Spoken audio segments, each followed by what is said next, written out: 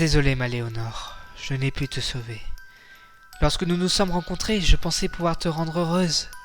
Malheureusement, tout était contre nous. Les regards, les préjugés, les jalousies. Sous cette oppression, nous prîmes la décision de fuir aussi loin que les vents pouvaient nous porter. Nous avons volé de nos ailes, tels des oiseaux. Nous avons construit notre nid paradisiaque au sein d'une clairière remplie de fleurs aux couleurs de l'arc-en-ciel et avec des arbres pleins de vie. Le bonheur était à portée de main pour l'éternité. Mais tout bascula avec ta maladie. Tu t'étais affaibli et nous ne pouvions plus vivre heureux. Mais j'ai quand même entrepris de te sauver. J'ai cherché comment te guérir par tous les moyens possibles, rencontré tant de personnes, lu tant de livres, mais aucun résultat. Aucune de mes recherches n'ont rien donné. Et par ma faute, tu t'es assoupi dans un sommeil éternel. Ce jour-là, je pris la décision de me perdre en forêt pour trouver un chemin me ramenant à toi. Cependant, cette route m'a mené vers une fleur d'or. Au départ, mes cendres d'espoir se transformèrent en braise, puis devinrent flammes. Quelle ne fut pas mon erreur? Ne pas avoir compris son pouvoir.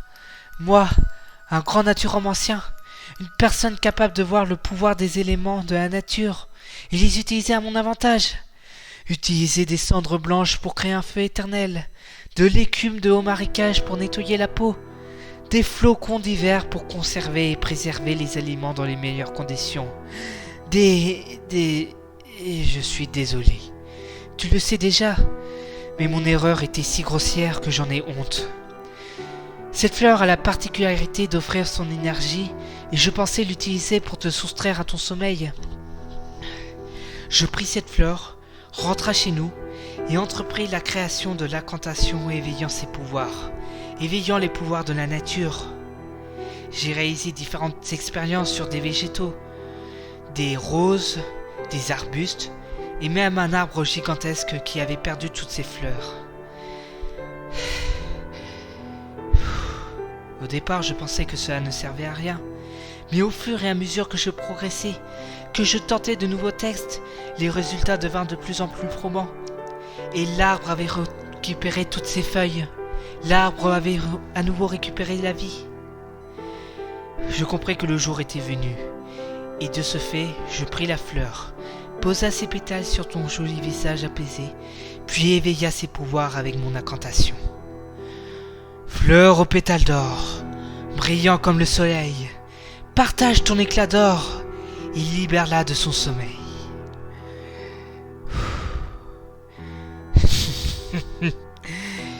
J'attendis, mais rien ne se passa. Encore un échec. Je t'avais perdu une seconde fois. Je ne t'avais toujours pas sauvé. Mon cœur était plongé dans un orage de tristesse et de douleur. Alors je me suis laissé périr. Je n'avais plus aucun sens commun. Je ne faisais plus rien à part pleurer de toute mon âme sombre. Puis un miracle apparut. Je vins te voir, un liquide à la main, pour te retrouver. Une fois assis à tes côtés, alors que je portais la bouteille au liquide sombre à mes lèvres, je sentis une main sur mon dos. Tu bougeais à nouveau, tu respirais à nouveau, tu vivais à nouveau. Tu restais cependant encore dans un état second, mais cela guérit mon cœur et ramena le soleil en moi. En sortant de notre maison, rempli de joie, je remarquai le contraste avec notre environnement. Il n'y avait plus aucune fleur qui poussait, plus une feuille dans les arbres. Même l'arbre de mes expériences était mort et ne pouvait plus être sauvé.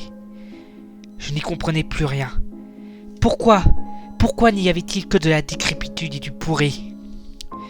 Je pris conscience aussi à ce moment-là que j'étais faible, que ma peau couvrait mes os. J'étais dans le même état que notre clairière. Au départ, je pensais que mon état était dû à l'hiver et au fait que je n'avais pas pris soin de moi.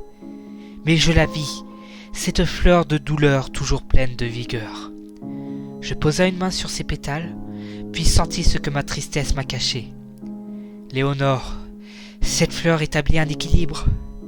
De l'espoir pour vaincre un désespoir, du froid contre une chaleur, et bien évidemment, des vies contre une mort. Ô souffle se raccourcit encore. Léonore, sache que je me dois de me purifier de cette fleur et de sa douleur. Je dois perdre mes pouvoirs avec une dernière incantation, dans un lieu très spécial, accompagné de cette fleur. La vie sera un peu dure, mais je n'en ai que faire, car le bonheur est enfin à portée de main pour toujours, pour l'éternité.